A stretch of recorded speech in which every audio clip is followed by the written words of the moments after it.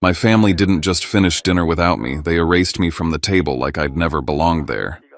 I walked into my parents' 32nd anniversary expecting a seat, maybe a smile, maybe the bare minimum of being their son.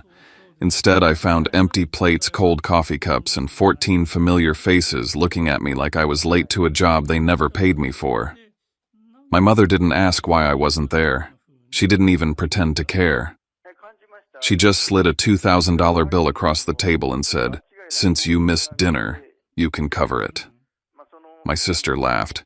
"You're our ATM, remember?" Something in me snapped. I tore the bill into pieces, walked out into the Seattle rain, and for the first time in my life I didn't apologize. I thought the worst was over. But that night the bank called. And that was the moment I realized my family wasn't just using me, they were planning something much darker. My name is Caius Mercer, and before I share my story with you, I want to know you're here with me. Just say listening in the comments or tell me where you're watching from. I love seeing how far my story can reach. Sometimes even the smallest connection makes a story feel heard. Thank you. And now, here's my story. And if you'd like to follow the rest of my journey, every truth, every wound, every step forward, feel free to subscribe. It means more than you know. I left HarborLink Freight that evening with my head still pounding from the chaos I'd spent the last 4 hours trying to contain. A container meant for Tacoma had somehow ended up headed toward Anchorage, and fixing the mistake ate every minute I had left before my parents' anniversary dinner. By the time I got into my car, the sky over Seattle had already opened up. Rain streaked across my windshield in long diagonal lines, blurring the lights as I drove toward the Redwood Grill on the waterfront. My mother had reminded me twice that morning that dinner was at 6. I kept telling myself that being late wasn't my fault, that I couldn't control a logistics emergency, but the guilt still sat heavy in my chest the entire drive. When I walked into the restaurant, shaking rain from my jacket, the scene hit me like a punch. The long table where my family sat was littered with empty dessert plates and half-finished coffees. 14 relatives, no food left, not even a bread basket. They'd finished the entire dinner without me. My father looked up, raising his brows as if I were an unexpected guest. My mother simply crossed her arms and said almost casually, "We moved it up to 5. I thought you knew." Her tone made it sound like the oversight was mine. Before I could respond, Lennox let out a laugh. "Wow, Caius, right on time, just like an ATM." The entire table shifted with a mix of amusement and discomfort. Then my mother slid a folded receipt across the table. The total read a little over $2,000. She said, "Since you missed dinner, it makes sense for you to cover it." And in that moment, I felt something inside me still. The way they all looked at me, expectant, entitled, almost rehearsed, made me realize they weren't surprised at all. They were waiting, just like always. For years, I'd stepped into this role without thinking. The dependable son, the quiet provider, the one who paid without arguing. But that night, standing there in my soaked clothes while dessert crumbs lay scattered across their plates, something snapped loose. I picked up the bill, tore it clean down the middle, then into smaller pieces, and let the scraps fall onto the white tablecloth. Not a word left my mouth. I turned and walked straight out into the rain. The cold soaked through my shirt, but for the first time I felt no urge to turn back, no instinct to apologize. As I reached the parking lot, I heard voices behind me, hushed but sharp. "He's getting more ungrateful every year. Someone needs to remind him where he stands." That was the moment the truth settled in my bones. This wasn't just about dinner. Something deeper had been brewing in my family for a long time, and I had just stepped across the first fault line without realizing how far it ran beneath my feet. When I got back to my Capitol Hill apartment, I fell onto the couch, still shivering from the rain and the humiliation. I kept replaying the scene at the restaurant, the empty plates, Lennox's grin. My mother's effortless expectation that I would shoulder the cost of a meal I hadn't even tasted. It took a long minute before I could pull myself up and walk to the filing cabinet where I kept a folder I'd labeled Mercer Support. I had started the file 3 years earlier, telling myself it was for organization. Receipts, transfers, bank statements, every time I'd helped my parents with their mortgage, every time I'd covered Lennox's rent, every unexpected repair or emergency they said they couldn't manage.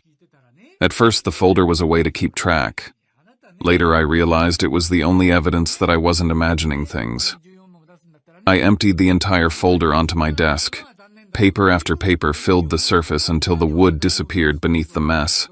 Mortgage payments for my parents' house, Lennox's rent in Portland, a down payment on a car, repairs, dental work, credit card bills. I began tallying each one with mechanical movements, my pen tapping the page as the numbers climbed higher and higher. Then I saw something that made my stomach twist: a 4-person resort package to Palm Springs dated during a week I'd been working overtime at the warehouse.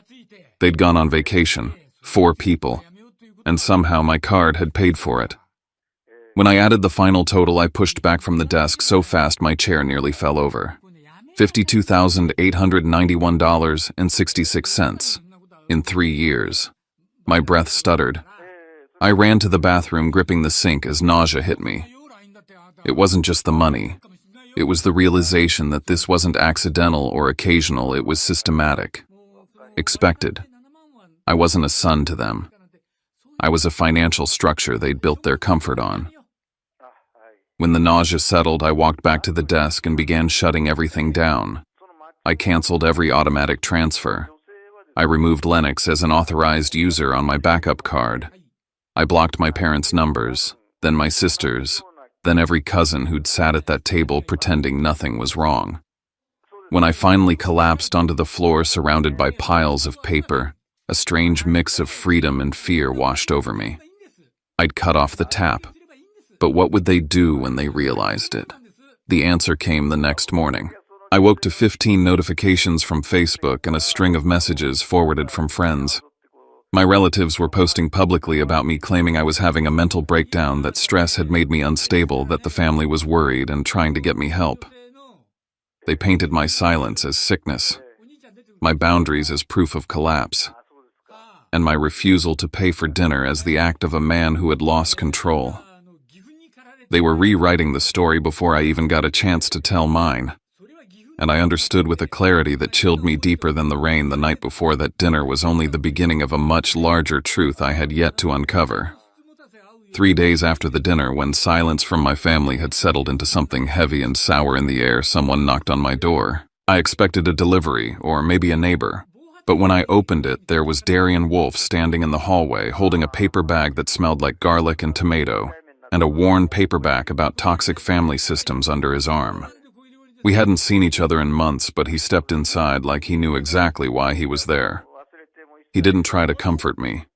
He didn't offer empty sympathy. He just looked at me and asked, "What happened to you, man?" I didn't know where to start, so I told him everything from the moment I walked into the Redwood Grill to the second I tore the bill in half.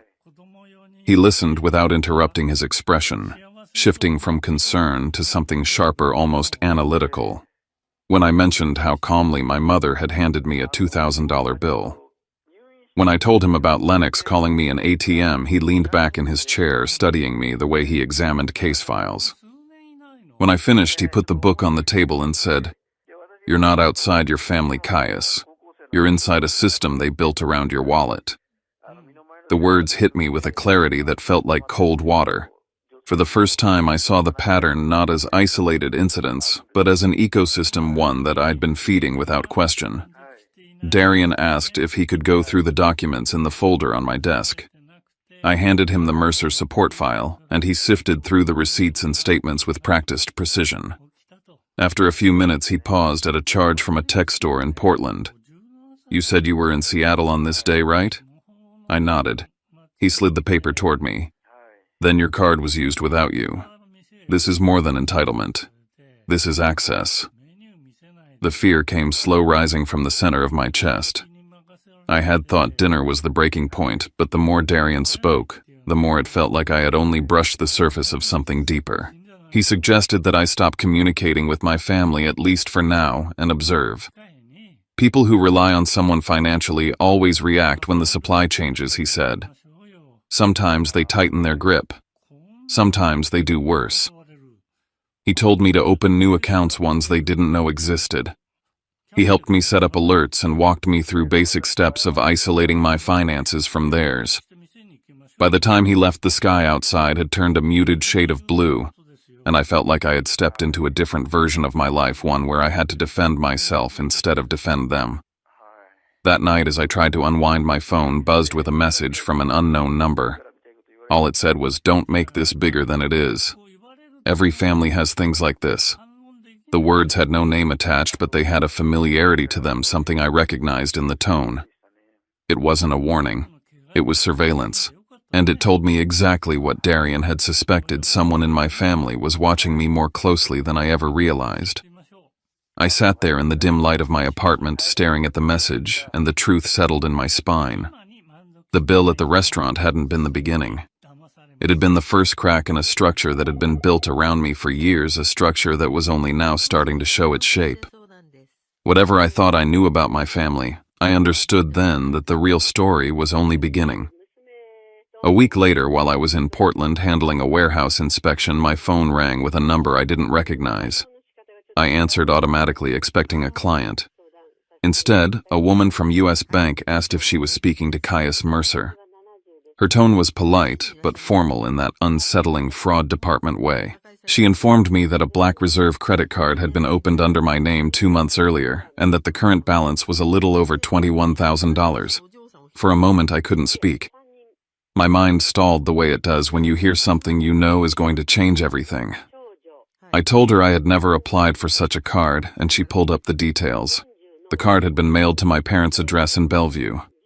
I asked for the email linked to the account. She read it slowly, Lennox.Mercer94. I felt the floor of my stomach give out.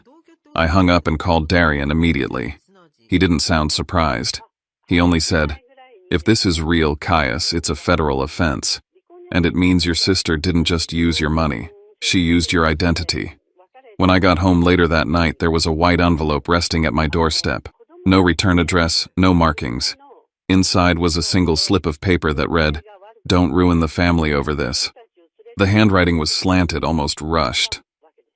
I looked at the door cameras and realized I hadn't checked them since the restaurant. When I opened the app, I saw that the system had been reset 2 days earlier. Someone had accessed it without my permission. My heart thudded in my chest as I remembered the message from the unknown number. This wasn't coincidence. Someone was close. Too close. The next day, I started noticing things I hadn't paid attention to before. A gray sedan parked across the street that seemed to always be there when I left for work. My neighbor mentioning someone knocking on my door while I was away. A figure lingering in the hallway outside my building on a night I came home late. Paranoia seeped into my thoughts, but it didn't feel irrational. It felt logical. If they had opened a credit card in my name, what else had they done? 2 evenings later, my phone buzzed with a message from my mother. She wrote, "Someone in the family is really worried about you. We're trying to check on you." Attached was a photo of Lennox standing directly outside my apartment door, smiling like it was a casual visit. She hadn't called. She hadn't knocked. She'd just come and stood there. I stared at the picture for a long time, a tightness spreading through my hands and chest. It was the same feeling you get when you realize someone has crossed a line without even acknowledging the boundary. They weren't just using me. They were tracking me. They were managing me the way someone handles a resource they're afraid of losing. I set the phone down and walked to the window, the city lights flickering off the glass. I had always believed my family's dysfunction was rooted in carelessness, maybe selfishness. But standing there with the evidence laid out in front of me, from the fraudulent card to the reset camera to Lennox's unannounced appearance, I understood that it was more than that. This was control. This was intrusion. This was a kind of possession masquerading as concern. And for the first time, I realized I was no longer dealing with a family that took me for granted.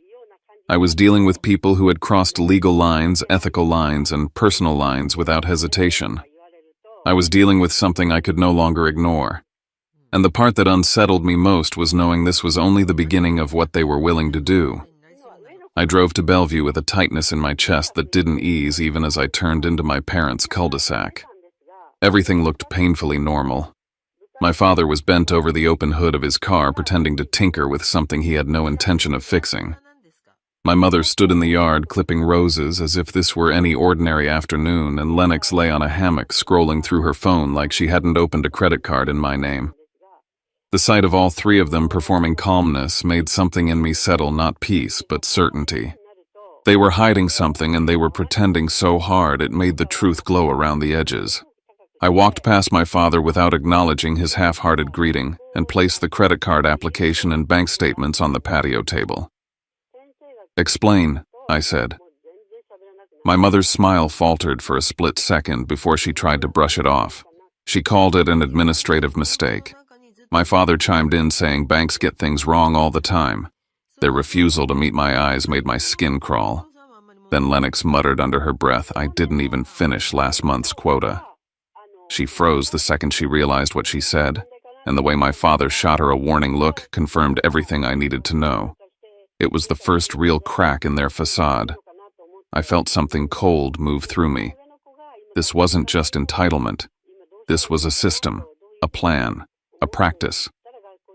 I asked them about the doorbell camera.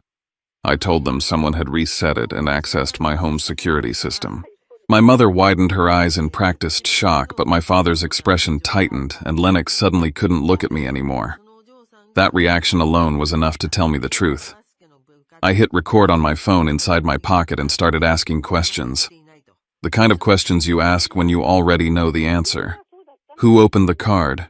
Who used it? Who was in front of my door last week? Their voices layered over one another, denials, excuses, deflections, until my father slammed his hand on the table and said, "If you hadn't stormed out of the dinner, none of this would have been necessary." That was the moment everything aligned. They weren't just reacting, they were retaliating. They believed my refusal to pay their bill justified opening a $21,000 credit card in my name. I didn't argue. I didn't raise my voice. I gathered the papers, turned around, and walked toward the car. As I passed the dining room window, I saw my mother gripping Lennox's wrist, the two of them arguing in frantic whispers. I'd never seen fear in their eyes before, real fear, and that told me something else was coming. Something they weren't prepared to hide anymore. Back in Seattle, the weight of the confrontation settled over me like fog. I reopened the email from U.S. Bank requesting identity verification and asked for the complete application file. When the scanned documents came through, I saw my forged signature good enough to look familiar, sloppy enough to expose the lie. The next thing I noticed was the IP address used to submit the application. It matched one of the last IP logs from my smart home system. Someone had used my parents' Wi-Fi network to open the account. My pulse throbbed at my temples. I forwarded everything to Darian, and he told me to stop meeting them alone. "You're dealing with people who think they're entitled to your life," he said. "Stop acting like they're just impulsive." I followed his instructions, backing up every file I had onto multiple drives, and started writing down things I'd noticed for months, but brushed aside the random declines on my card, the missing Amazon packages, the unfamiliar logins I once blamed on bad memory. Then I found a transaction for a flight to Las Vegas purchased the month before. The ticket was for Grant Mercer, my father, paid for by the same fraudulent Black Reserve card. The airline verified everything. When I hung up, I stared at the wall, realizing that my father had been traveling on a card he knew wasn't his. The more I pieced together, the more the picture sharpened. The card wasn't an isolated act. My accounts had been used in scattered, subtle ways for months, maybe years. My mother knew my email passwords because she once asked to help me sort bills. Lennox had used my accounts for shopping travel, whatever she wanted, and I had been too busy, too trusting, too conditioned to question it. When I returned home that night, the door to my apartment was slightly open. Nothing was missing, but drawers had been disturbed. Someone had searched my files. Someone had crossed the threshold. I stood in the doorway, the air thinned, and in that moment, I knew what I was up against. I knew my family had moved from manipulation to intrusion, from entitlement to criminal intent, and I knew I had to stop them before they decided I was easier to silence than to steal from. The next morning I drove to Tacoma to meet Darian in his office, carrying everything I had gathered. He laid out the documents across his desk, bank statements, login histories, the forged application screenshots from my camera system and examined them with the intensity of someone preparing a court argument. He looked up and told me plainly, "This is identity theft. You can file right now and they'd all be implicated." His voice held no judgment, only concern. Then he warned me that once I made it official, my family might respond in ways I wasn't prepared for. People who depend on someone financially often fight hardest when they feel exposed. I left his office still processing the gravity of it all when I noticed a small piece of paper tucked under my windshield wiper. It read, "Don't drag the family into a mess. You won't win." No signature, but the handwriting curled in the same uneven way Lennox's always had. The threat wasn't subtle. It was personal.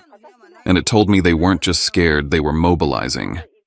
In the days that followed, I became hyper-aware of my surroundings. At the grocery store, my aunt turned down another aisle the moment she saw me. A cousin I'd known since childhood barely nodded. The silence was coordinated. It felt like they'd all been instructed not to tell me anything, not to slip, not to break ranks. I turned inward and focused on fortifying every piece of my life they might still have access to. I combed through months of bank activity and found more unauthorized purchases, clothing, electronics, recurring charges I'd never signed up for. I realized Lennox had been using my old secondary card often enough to treat it like her own. She had bought jewelry subscription boxes and several transactions labeled personal care that I had never seen. One charge from a tech store in South Lake Union caught my attention. I drove there hoping the manager might remember something. He did. He recalled Lennox walking in and buying a MacBook and an iPad with my card. She said her brother gave her permission, he told me. She even showed me a picture of you. My stomach twisted. She had gone through my photos. She had used my face as collateral for her lies. When I got home, my phone rang again, unknown number. A man's voice, deep and unfamiliar, said, "Your family is looking for a lawyer. You should stop before this gets worse." I tried to ask who he was, but the line went dead. The message wasn't information. It was intimidation. I drove to Bellevue again, not to confront them, but to see if they would even acknowledge what they'd done. When I walked into the house, I heard my mother in the kitchen on the phone. She didn't notice me at first, and I heard her say, "He'll come around. He always does. He'll pay eventually." The confidence in her voice was more disturbing than the words. My father appeared with a stack of papers in his hand, bank statements, credit documents, all spread out as if they'd been reviewing them together. The moment he saw me, he tried to hide the stack behind his back, but it was too late. I had already seen my name, the fraudulent card, and their notes scribbled on the margins.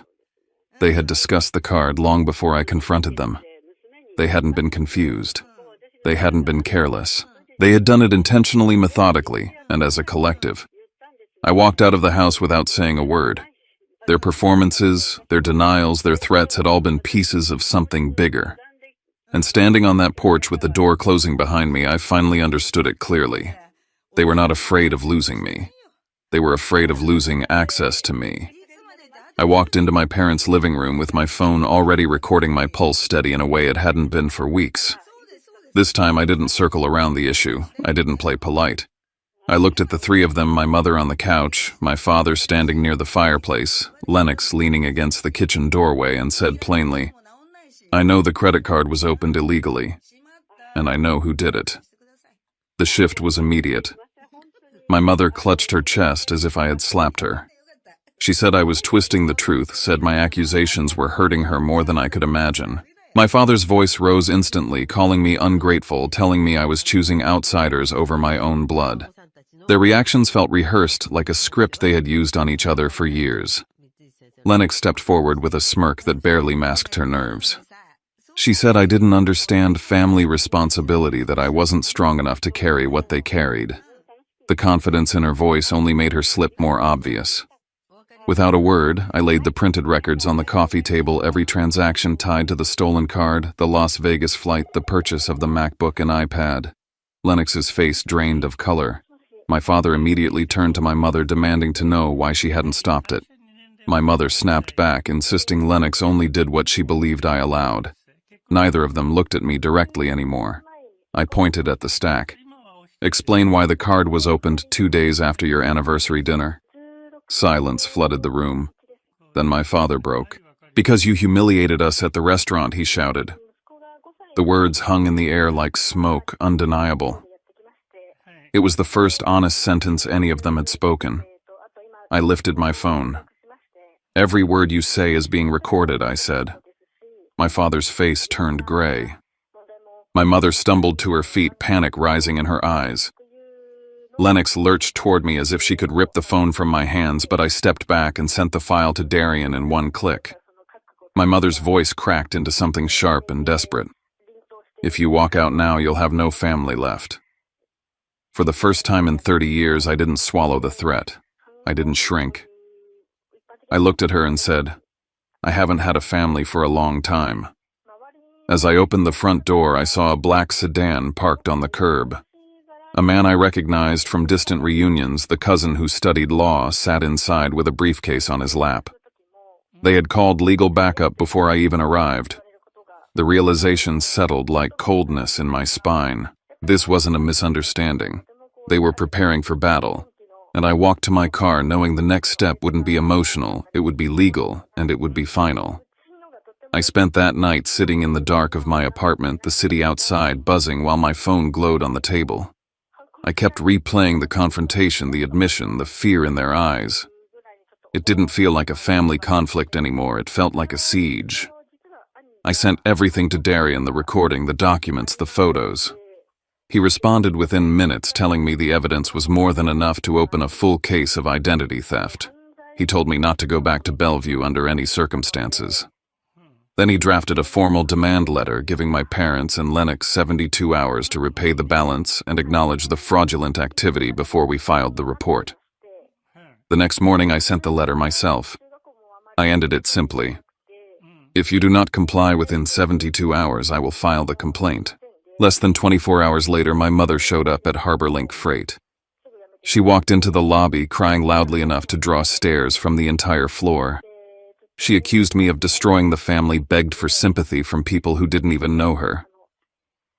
I had to guide her outside, where she immediately dropped the theatrics. Her tears disappeared the moment the door closed behind us. She looked at me with a coldness I didn't recognize and said, "I needed to withdraw everything because there are bigger things going on in this family than you understand." I handed her a printed copy of the demand letter. "You have 2 days left," I said. Her face went pale before she turned and hurried to her car without another word. That night, my phone didn't stop ringing. Aunts, uncles, cousins, all saying nearly identical sentences as if they were reading from a script. "Family shouldn't fight over money. You're overreacting. You're hurting your mother." It was coordinated, manipulated, a pressure campaign disguised as concern. Then my father texted. Just 9 words. "You're not strong enough to take this further." It wasn't a warning. It was a belief. His belief that I was still the son who apologized, paid, and complied. He was wrong. The second day, I discovered that someone had requested a password reset for my primary bank account. It was the 3rd attempted breach in a month. I activated every layer of security the bank offered, then asked Darian to send a notice directly to the family's attorney stating that any further interference would be added to the complaint. By the 3rd night, with 5 hours left on the clock, I received an email from an unknown address. The subject line was empty. Inside was a single attachment, a complete spreadsheet of every transaction made on the fraudulent Black Reserve card, every charge, every location, every timestamp. I opened it and felt my breath catch. The file had been sent from Lennox's cloud account. She had accidentally forwarded it to me instead of to my mother. It was the final piece. Proof she wasn't just involved, she had orchestrated everything. From that moment, the path forward was no longer blurred. It was clean, sharp, and irreversible. 72 hours passed, and I walked into Darian's office ready to file the report. But before he even opened his laptop, my phone buzzed with a bank notification. $21,300 had been transferred into my account from my father. No apology, no admission, just a message. End it here. I rejected the temptation to respond. I used the money to pay off the fraudulent balance and had US Bank close the account. Then I wrote my family one final email. All evidence is stored in multiple secure locations. If any of you ever use my name, my credit, or my identity again, I will file the complaint immediately. This is the last time we speak. The moment I pressed send, my phone lit up with dozens of calls and messages from relatives accusing me of betrayal. I blocked every number. Weeks passed. Lennox picked up 2 part-time jobs. My mother spread rumors about me abandoning them during a difficult chapter. My father pretended he had always planned to repay the debt. I didn't care anymore. I opened new accounts, started planning for a home in North Portland, applied for the senior operations director position. I went to dinners with friends who acted more like family than the people who raised me. One morning, a wedding invitation appeared at my door with a handwritten note that read, "Hope you've grown up by now." I put it into a drawer and forgot about it.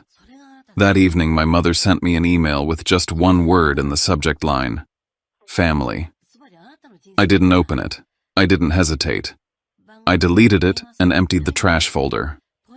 Standing by my apartment window overlooking the lights of Seattle, I finally exhaled. Not with relief, but with clarity. I had walked away from blood ties, but I hadn't lost anything worth keeping. Some families are built from love, others are built from control, and some are meant to be left behind so you can finally breathe.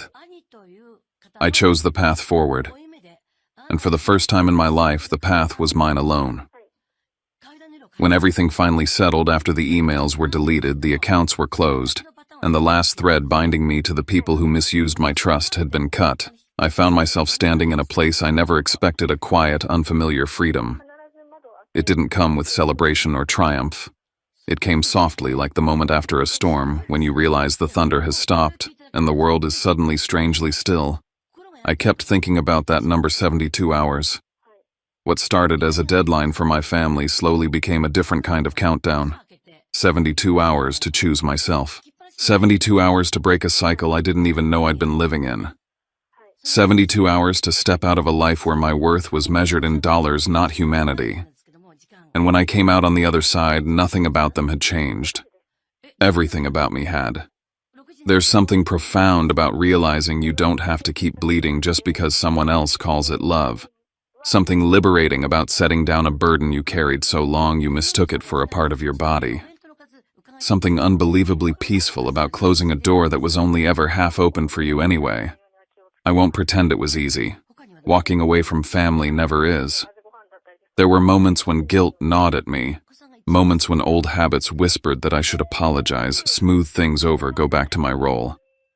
But every time those thoughts crept in, I reminded myself of the truth. Protection is not betrayal. Boundaries are not cruelty. And survival is not selfish. What I learned through all of this is simple. Sometimes the people who share your blood are the very people you must untangle yourself from to become whole. And sometimes healing begins the moment you stop convincing yourself that pain is normal. If you've ever been in a situation like mine, used, manipulated, guilt-tripped, or expected to give more than anyone ever gave you, I want you to know something: you're not wrong for wanting peace. You're not wrong for stepping away. And you're not wrong for choosing yourself, even if the world around you doesn't understand it yet.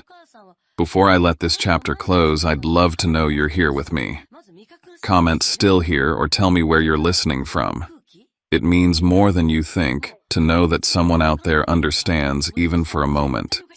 And if my story resonates with you, if you've lived your own version of this, or if you're still finding your way out, feel free to subscribe. Not for numbers, not for algorithms, but because sometimes hearing another voice rise out of the same darkness reminds us that we're not alone in the fight to reclaim our lives. Thank you for listening. Thank you for staying. And wherever you are, whatever you're walking away from or walking toward, I hope you find your version of the freedom I finally found, the kind that doesn't require permission.